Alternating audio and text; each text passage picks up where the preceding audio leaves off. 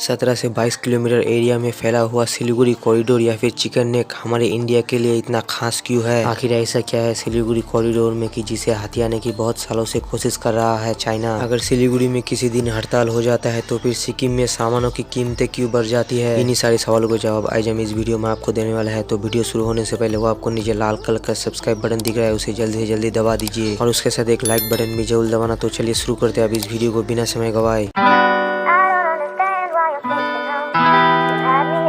सिलीगुड़ी को चिकन ने कहा जाता है, उसका कारण ये है कि ये जो आपको हमारा पूरा भारत दिख रहा है, इसका जो ये हिस्सा है इसे कहा जाता है चिकन का शरीर, और ये जो हिस्सा आपको दिख रहा है इसे कहा जाता है चिकन का सर। और सिलीगुड़ी जहाँ पर मौजूद है ये है चिकन का गर्दन। इसी वजह से कहा जाता है सिलीगुड़ी को chicken neck. Siliguri metro city को इंडिया का खास शहर कहे जाने का कारण ये है कि नॉर्थ ईस्ट में जितने भी स्टेट है उन सारे स्टेट में अगर जाना होगा तो आपको सिलीगुड़ी से होकर जाना होगा, यानी नॉर्थ ईस्ट स्टेट में जाने का ये एक इकलौता रास्ता है। और चाइना का हमेशा से बुरा नजर है सिलीगुड़ी पे। उसका कारण यह है कि इन फ्यूचर अगर इंडिया और चाइना के बीच में युद्ध का परिस्थिति आ जाता है या फिर युद्ध शुरू हो जाता है तो पहले चाइना सिलीगुड़ी कॉरिडोर को हथियाना चाहेगा। उसका कारण यह है कि अगर वो सिलीगुड़ी कॉरिडोर को हथिया लेता है तो हमारे इंडिया के लिए नॉर्थ ईस्ट स्टेट से सारे कनेक्शन कट आउट हो जाएगा और इस तरह से चाइना नॉर्थ ईस्ट स्टेट्स पे आसानी से कब्जा कर सकता है। लेकिन ये इतना भी आसान नहीं होगा चाइना के लिए। उसका कारण यह है कि सिलीगुड़ी के ऊपरी भाग के जो हिस्से है यहाँ की भौगोलिक परिस्थिति कुछ ठीक नहीं है। यहाँ पर चारों तरफ सिर्फ पहाड़ी पहाड़ है और कुछ जगह पर तो बर्फबारी भी होता है। इसे पार करना चाइना के लिए उतना आसान नहीं होगा, और अगर इसे चाइना पार भी कर लेता है तो चाइना के लिए भी उतना आसान नहीं होगा सिलीगुड़ी को कब्जा करना। सिलीगुड़ी में इंडियन आर्मी के बहुत सारे मिलिट्री बेसेस भी है। सिर्फ इंडियन आर्मी के मिलिट्री बेसेस ही यहाँ पर मौजूद नहीं है। यहाँ पर SSB का भी कैम्प है, BSF का भी कैम्प है, CISF का भी कैम्प है और बहुत सारे है। और सिलीगुड़ी से कुछ ही किलोमीटर दूर बागडोगरा में एक एयरपोर्ट भी है, जिस एयरपोर्ट को इंडियन एयरफोर्स भी इस्तेमाल करती है और सिविलियन के लिए भी इस्तेमाल किया जाता है। यानी सिलीगुड़ी में वायुसेना और थल सेना हमेशा मौजूद रहती है। आप अगर कभी भी सिलीगुड़ी घूमने आओ तो आपको चारों तरफ सिर्फ आर्मी देखने को मिलेंगे और आर्मी ट्रक्स देखने को मिलेंगे।